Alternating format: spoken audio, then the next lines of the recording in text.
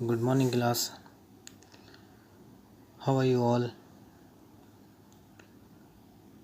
I hope you all are good.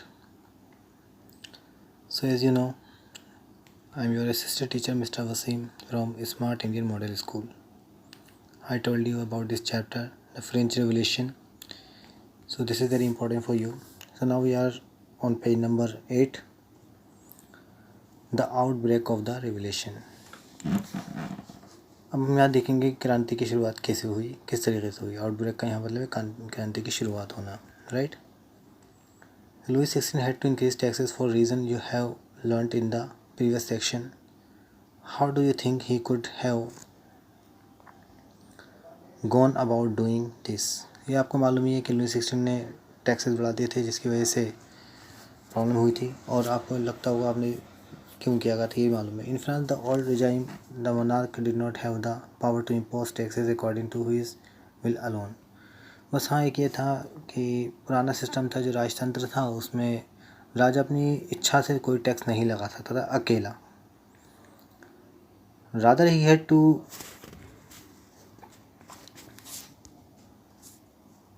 call a meeting of the States General which would then pass his proposal for new taxes.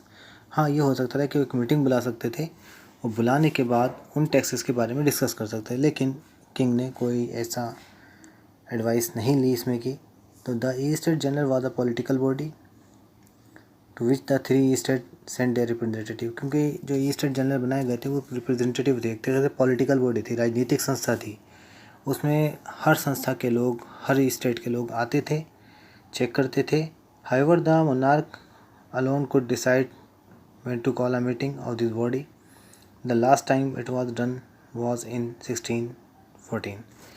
तो आप जैसे इसमें देख रहे हैं कि लास्ट टाइम पे जो बुलाई गई थी, वैसे तो कोई वो नहीं था जिसको बुलाया जाता था जी, फर्स्ट स्टेट को, सेकंड स्टेट को, थर्ड स्टेट को, लेकिन राजा ने अपनी मर्ज़ी के अकॉर्डिंग ये मीटिंग बुलाई और उसके बाद उसने खुद ही डिसाइड कर लिया. फाइन. फिर ये टाइम आया 5 मई का 1789. Louis 16 called together in assembly of the state. फिर उन्होंने एक असेंबली बुला ली और फिर एक प्रपोजल रखा न्यू टैक्सेस का. रेस्प्लेंडेंट जैसे हम बात करें यहाँ पर कि अब इन्होंने क्या करना शुरू करा. देखिए यहाँ पर मेन चीज़ आती है, हॉल इन वर्साइलेज, ये जगह का नाम है, was prepare to host the delegate. उसमें जो मेन रिप्रेजेंटेटिव डेलीगेट्स आया. The first and the second state sent 300 representative each. तो आप देख सकते हैं कि फर्स्ट वाले में और सेकंड वाले ने अपने 300 रिप्रेजेंटेटिव भेजे, राइट. मतलब अपने रिप्रेजेंटेटिव भेजे जाते थे उसमें. Who are seated in rows facing each other on 2 side.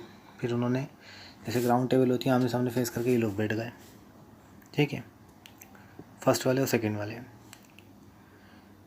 While the 600 members of the third state had to stand in the back. अब देखिए यहाँ पर कि फर्स्ट वाले और सेकंड वाले तो फ्रंट में हैं और थर्ड वाले स्टेट के लोग जो हैं वो बिल्कुल बैक में खड़े हो गए, ओके, उनको जगह नहीं दी गई. The third state was represented by it's more prosperous and educated member. उसमें भी पढ़े लिखे लोग थे, काफ़ी अच्छे लोग थे, लेकिन उनको खाली खड़े होने की परमिशन दी गई थी. तो यहाँ तक हमने देखा कि उनको लोगों को प्रॉब्लम फेस करना पड़ती थी. Peasant artisan and women were denied entry to the assembly. और ये जो असेंबली बुलाई गई थी, इस असेंबली में तो ये समझ लिए कि पीसेंट किसानों को और वीमेन को अलाउ भी नहीं किया गया था. Their grievances and demand were listed in some 40,000 letter which the representative had brought with them. लेकिन हाँ, उनकी इतनी कोई डिमांड थी, कुछ ये सारी चीज़ें, कम से कम 40,000 लेटर्स थे कि उसमें डिमांड थी.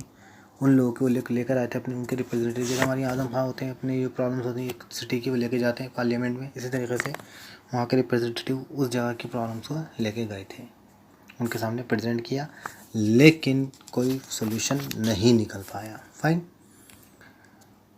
अब यहाँ देखेंगे हम इसमें voting in the state general in the past had been conducted according to the principle that each state had 1 vote. अब इसमें वही पार्लियामेंट में वोटिंग वगैरह हुई, तो वोटिंग होने के साथ साथ तो यू कैन सी जैसे वोटिंग हो रही है, वोटिंग होने में सबको एक वोट का राइट था. This time too Louis 16 was determined to continue the same practice. Louis 16 तो अपने पॉइंट रखते ही थे, but member of the third state demanded that voting now be conducted by the assembly as a whole where each member would have one vote. उन्होंने कहा अब जो assembly होगी सब लोग उसमें पार्टिसिपेट करेंगे. ये जो थे थर्ड स्टेट वालों के लोगों ने डिमांड रख दी कि अब ये नहीं कि खाली कुछ लोग करेंगे, तो ऐसा नहीं है, सब लोग डिमांड करेंगे. Where each member would have one vote, और कहा कि हर मेंबर का एक वोट होना चाहिए. This like Rousseau in his book social contract. एक बुक है द सोशल कॉन्ट्रैक्ट, ये रूसो ने लिखी थी, ठीक है ना. तो इसमें क्या मतलब था? This was one of the democratic principle put forward by the philosopher like Rousseau in his book social contract. क्योंकि सोशल जो बुक दी गई है द सोशल कॉन्ट्रैक्ट, इसमें रूसो ने आइडियाज़ दिए गए थे. इस फिलोसोफर थे, इन्होंने आइडियाज़ दिए थे, लोगों ने वही आइडियाज़ उनके सामने रख दिए. When the king rejected the whisper proposal, member of the third state walk out of the assembly in protest. अब जो थे, अब राजा तो अपनी चलाते थे, तो उन्होंने क्या करा, इन्होंने लोगों ने डिमांड करी, उन्होंने कैंसिल कर दिया. तो लोग जो थे गुस्सा हो गए फिर, ठीक है ना, वॉक आउट कर दिया उन्होंने. Are you getting it?